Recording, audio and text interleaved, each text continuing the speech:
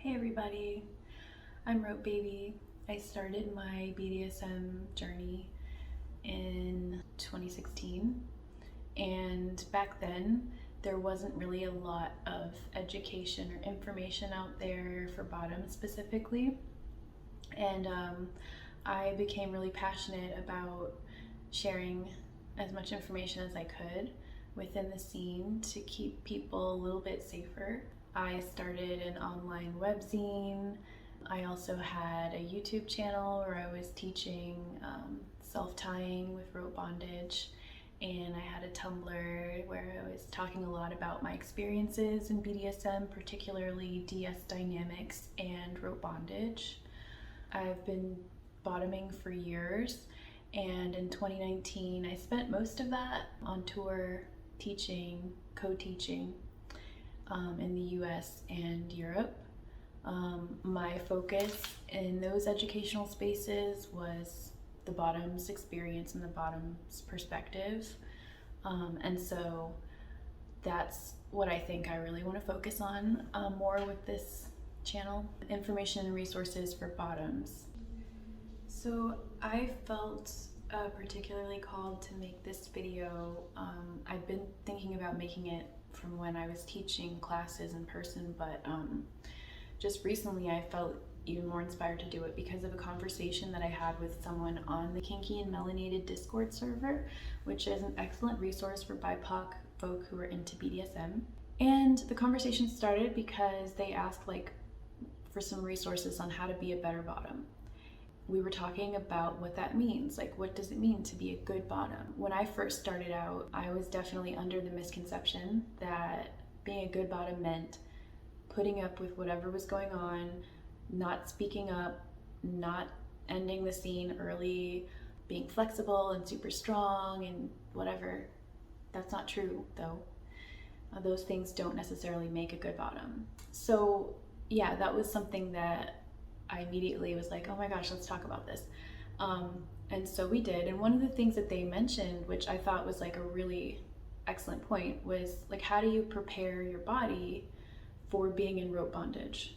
I have some experience in that because when I was touring, traveling with a 40-pound suitcase, taking buses and trains and taxis and whatever, airplanes, we were doing, multiple classes, sometimes multiple classes a week. Sometimes we would have, classes and performance.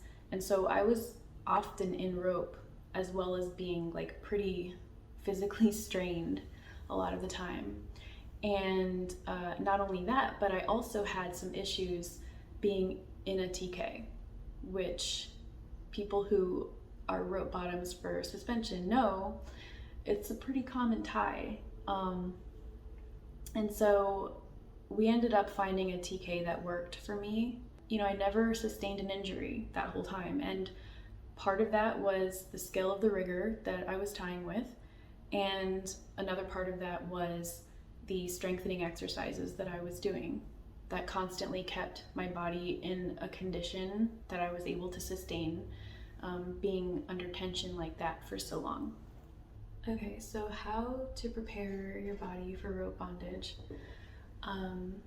That looks different for everybody because everybody's body is different. That being said, aside from drink water, be hydrated, and make sure that you're fed, probably not right before, but at least at some point in the day before you tie. Aside from that,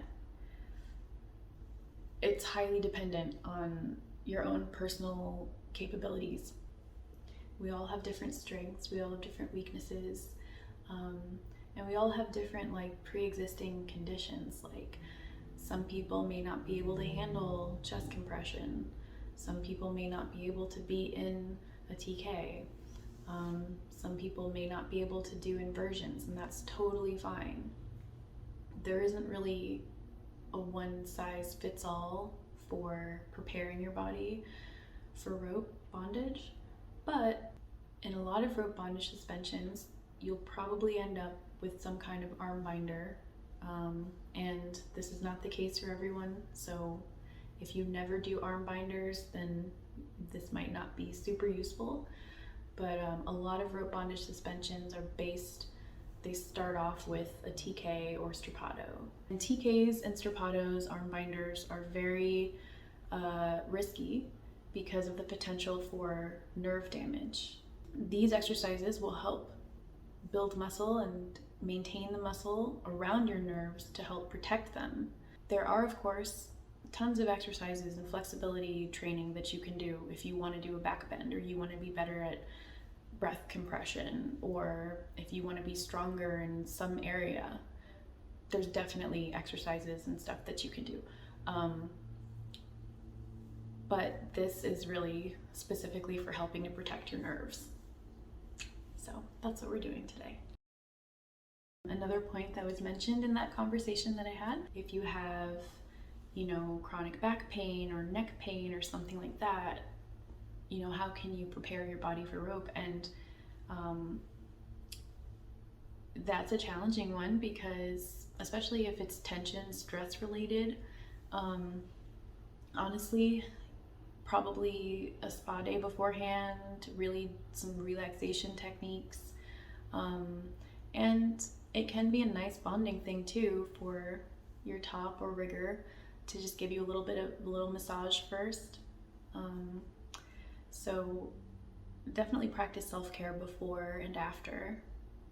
And if you carry a lot of tension in your shoulders, just try to be mindful of that before you go in to a rope bondage session. Maybe you're not able to do certain things because you're having some tension somewhere. Be mindful of that, and don't be afraid to speak up and say, hey, I've got some tension here and I don't want to do an inversion, or I don't want to do hair rope or whatever. Definitely feel free to say that, because that is what makes a good bottom. Not being able to do everything, but knowing what your limits are that day and communicating that.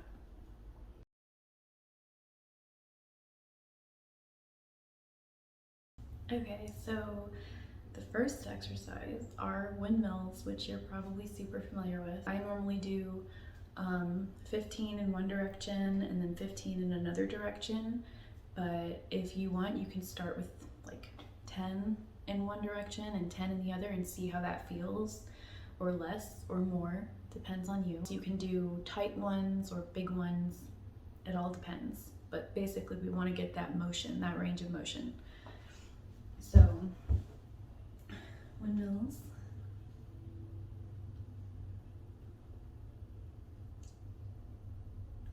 So however many reps you're doing in one direction, and then reverse it.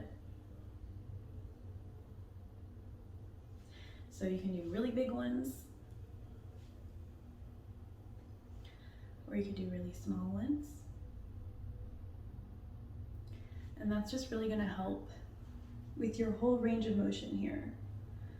Because with your TK, right, you're getting the shoulder rotation and you're in that position more or less. So these windmills are really helping you get that range of motion. One issue that I found with TKs is if your shoulders are really tight and somebody tries to get your arm in that position, you could end up locking tension yourself in a place that you don't want it. And then if you've got your tension locked because your shoulders are so tight, and then somebody adds rope to that, you're gonna be in for some pain later on. So we want things loose. And also the windmills help to just strengthen the areas around your body that allow that range of motion. So you're getting flexibility and strength at the same time. Okay, so I'm recording this on 2 separate days because I am not a fitness instructor or a yoga instructor. Please bear with me. So that being said, I do want to give you the reality. I practice these are the exercises that I do. So hopefully you'll feel more comfortable doing them as well. The next one that I'm going to show, it's one that feels great for me, hopefully for you as well, because as we discussed earlier, in rope bondage in particular, in arm binders, your nerves are fairly exposed.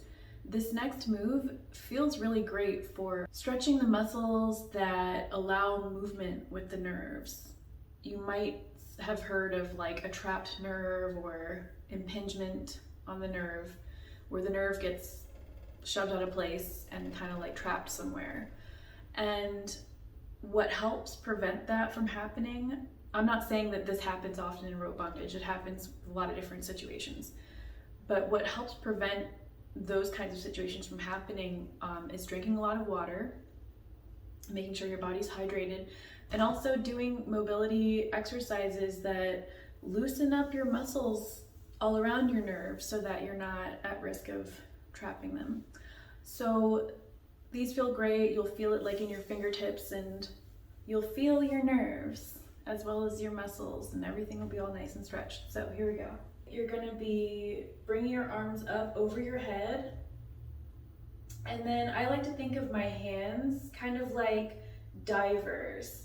They're diving down the side of your body, back behind you, and then back up, diving down along your body, behind you, all the way back up. So they're making kind of like you've got wings, down, back, and up. You're still doing a circular or maybe an ovular movement, but you really want to get your arms and your hands close to your body, controlled movements, keeping your shoulders dropped and your core strong. But this is what it looks like from the side. Just these diver hands, like you're swimming. They're swimming down the ocean of your body. Yeah, so I do about 15 of these, and do it at your own pace, do your own reps. It really is highly dependent on your body and what you are comfortable with and capable of doing. So we've already done diving hands down. So now we're doing diving hands up, and the diving hands go up the course of your body, up over your head, out, back down. So going up along the course of your body, out, and then back down. Up, out, back down. And like I said, you'll really, maybe probably feel this, feel your nerves getting some movement, and it really, in my experience, it really does help to have your muscles loose and relaxed around your nerves, because when you're in TKs and strappados, again, we talked about this rotation of the shoulders. That means that your nerves, the bundle of nerves, which starts here and then kind of spiral around your arm, you're doing that, you're doing this, and these exercises help to strengthen the muscles that will protect the nerves in those rotations. For the last exercise that I like to do, it really helps to strengthen this area in particular of your shoulder, which is a really nice muscle that helps protect against this very sensitive area, where typically you'd have TK wraps going over here, TK or strappado wraps going over, particularly sensitive back here, but this exercise is really going to help protect that area. So for this one, you're going to be standing with your feet hip distance apart, your arms outstretched, and you're going to pivot to face your right side first, turn your right palm up, and then reverse directions. Pivot to the left. Now the left palm is upturned and the right palm is downturned. You're facing to the left. Pivot to the right. Right palm turns up, left palm turns down. Pivot to the left. Left palm turns up, right palm turns down. Pivot to the right. Pivot to the left. Right. Okay, so those are the 3 exercises that I do before rope bondage to get my arms warmed up. If you're doing rope bondage fairly regularly, or you're worried about sustaining in arm binders, I would recommend that you just do this daily. It's also just like a nice workout. I will point out that because it's pretty intensive, focused on the arms, if you're not regularly doing exercises, you might want to start with lower reps at first. Like I said, I do about 15 in each direction for each exercise, so a total of 30 reps per workout. And doing these back to back, it can make your arms a little sore if you do too many reps. So maybe start out with 5 to 10 and see how that feels after you do all 3 workouts. You do them all in a row. Yeah, just wanted to throw that out there. So thank you so much for watching and supporting me. If you feel like it was helpful and you have the resources to spare, feel free to tip me. I will include the link to that and other resources below.